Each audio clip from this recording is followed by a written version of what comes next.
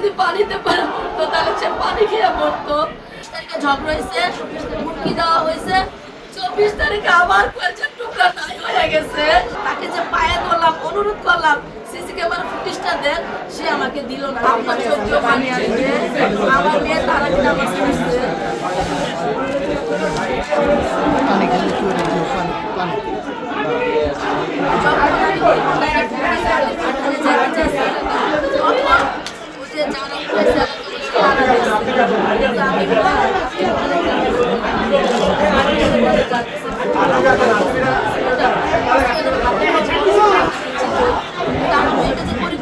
হত্যা করেছে, সব ধরনের আলাপ তাদের হাতে দেওয়া হয়েছে।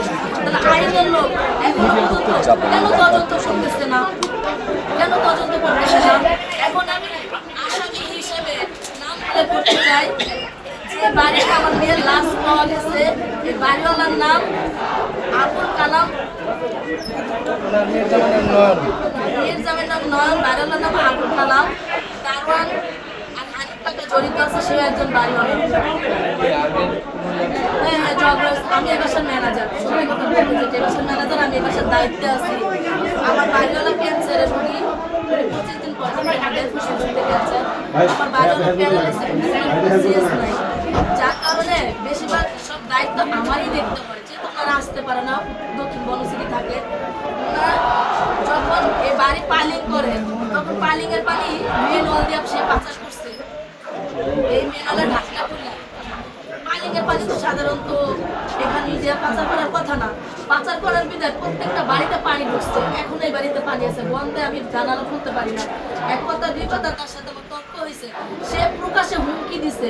সাক্ষী উনি একজন বাড়িওয়ালা, 4 তলা, এই বিল্ডিং এর 4 তলায় ভাড়া থাকে, পাশে উনি অ্যাপার্টমেন্টে বাড়ি করার কাজ শুরু করছে। এই ভাবি নিজ কানে শুনছে, এই ভাবি নিজ কানে শুনছে যে প্রকাশে হুমকি দিছে। কিন্তু ঝগড়ার টাইম আমি ছিলাম না, ওনারা দেখছে। 21 তারিখে ঝগড়া হয়েছে, হুমকি দেওয়া হয়েছে, 24 তারিখে আবার কয়েকজন টুকরা নাই হয়ে গেছে। তার বাড়ির থেকে পাওয়া গেছে, অথচ তার মোবাইল বন্ধ। তাকে যে পায়ে ধরলাম, অনুরোধ করলাম সিসি ক্যামেরা ফুটেজটা দেন, সে আমাকে দিল না। সে এখন বলে তার মোবাইল নাকি নষ্ট, দেখা যাইতেছে। কেন এটা কেন? তার বাড়ি একটা রড চুরি হয়ে গেছে, ইট চুরি হয়ে গেছে, সেটা সে ওখান থেকে দেখে। আর আমার মেয়ে মারা গেছে, সেটা উনি দেখতে পারতেছে না। এটা কিভাবে সম্ভব? আমার মেয়ের মুখে প্রচন্ড পরিমাণের বিষ ছিল। তাকে যে মাথায় নিয়ে ঝাঁকাইছে, মেডিকেলে নিয়ে অক্সিজেন দিছে, চাপ দিছে। আমার মালিকের মুখ থেকে শুধু বিস্কিট বের হয়েছে। সে যদি পানিতে পড়তো তাহলে সে পানি খেয়ে মরতো। তার শরীরের পোশাকটা আছে আমার মেয়ের, তারাবি নামাজ পড়ে বের হয়েছে, হিজাবটা পাওয়া যায় না। তার মাথায় হিজাব ছিল, ছিল। এই যে আপনারা বলেন, এটার গায়ে এত বালি কেন থাকবে? একটা ধোয়া পোশাক, সে নামাজ পড়ছে, সে মাদ্রাসায় পড়ে।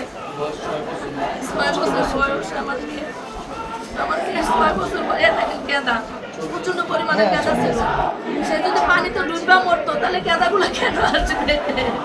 সে তো পানিতে ডুববা মরছে, সে পানি খায় না।